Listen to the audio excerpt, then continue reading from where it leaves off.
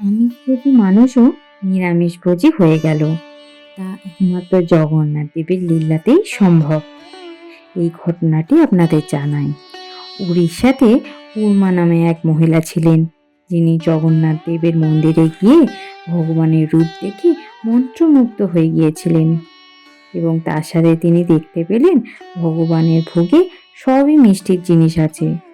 সেই দেখে উর্মা ভাবলেন যে ভগবানকে সবই মিষ্টি, কতই না মিষ্টি, মুখ মিষ্টি হয়ে যাচ্ছে, একটু ঝাল ঝালও তো খেতে হবে।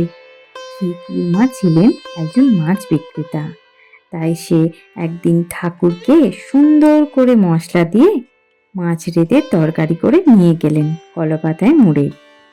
কিন্তু জগন্নাথ দেব তো মাছ খান না, তিনি সেটা জানতেন না।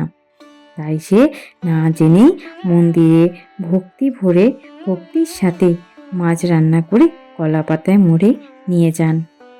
কিন্তু মাছের গন্ধ পেয়ে ওখানে দুয়ারপালরা তাকে মন্দিরে প্রবেশ করতেই দেন না। তারা লাঠি আঘাতে তার হাতে থাকা কলাপাতায় মোড়া রান্নাটি সে মাটিতে ফেলে দেয় এবং তাকে খুব বকাবকি করে। কিন্তু মাটিতে পড়ে থাকা কলাপাতাটি যখন মাটিতে পড়ে খুলে যায়, তখন তার থেকে পাকা কাঁঠাল বেরিয়ে আসে। সেই দেখে উর্মা তার ভুল বুঝতে পারে আর তার চোখে জল আসে।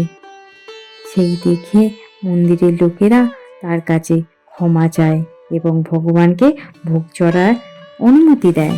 এরপর থেকে উর্মা ভগবান জগন্নাথ দেবের পরম ভক্ত হয়ে যায়, শুদ্ধ শাকাহারী হয়ে যায়। এরপর থেকে প্রতিদিন ভগবানকে কাঁঠাল ভোগ দিতে যেতেন পুরীর মন্দিরে। এই হলো ভগবান জগন্নাথ দেবের ভক্তের প্রতি ভালোবাসা। শুদ্ধ মনে ভগবানকে ডাকলেই তাকে পাওয়া যায়। জয় জগন্নাথ, জয় শ্রীকৃষ্ণ, জয় রাধারানীর জয়। চ্যানেলটি ভালো লাগলে লাইক সাবস্ক্রাইব অবশ্যই করবেন।